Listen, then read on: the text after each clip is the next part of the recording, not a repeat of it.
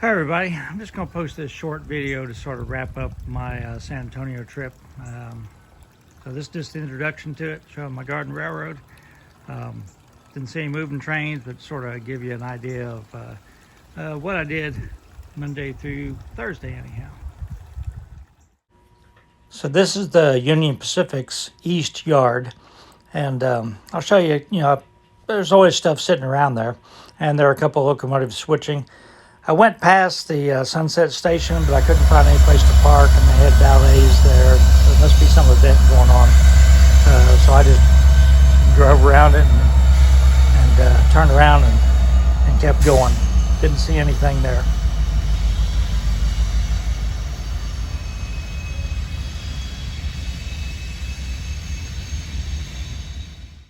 And here's the locomotive rebuilders that I showed you last year.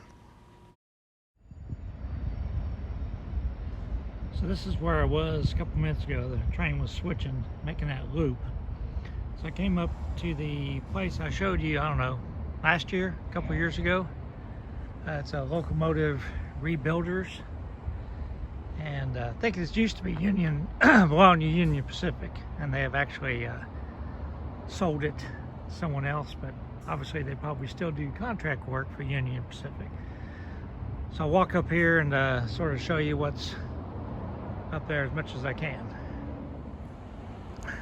So the farther I walk this way, the less you can see of that BNSF engine. I think I can drive over there, and like I said, I showed you this last year, but that is a gallows turntable right there, which is still operational. So let me drive around and see what else I can see here. Here's the other end of the rebuilding shops. These are sitting here. Don't know why.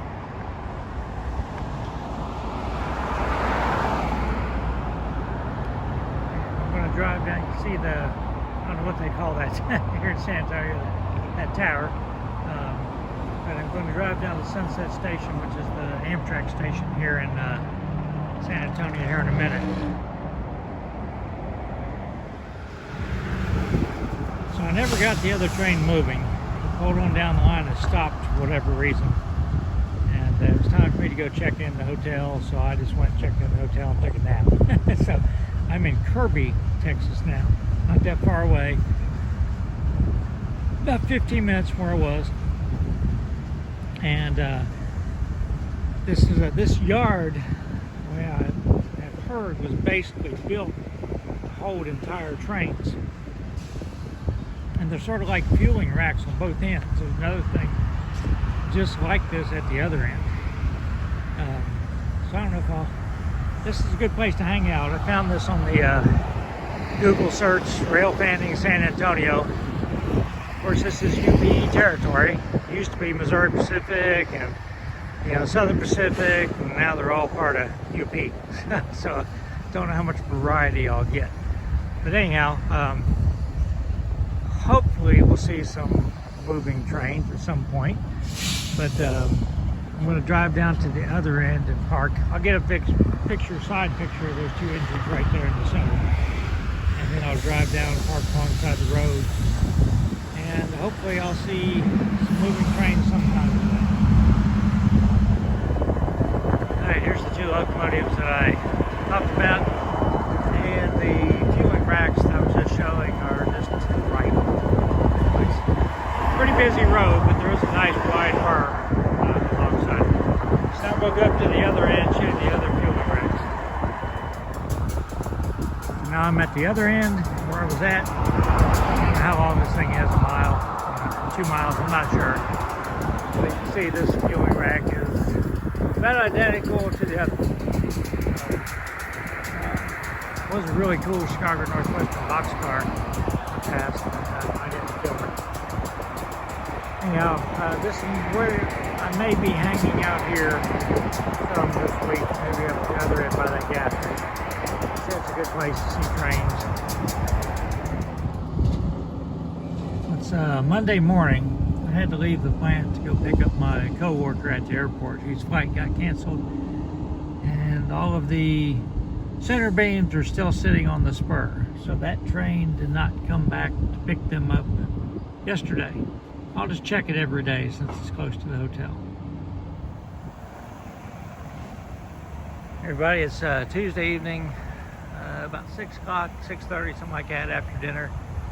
Back at the Home Depot warehouse. The empty center beams are gone, and there is a boxcar sitting there on the loading dock.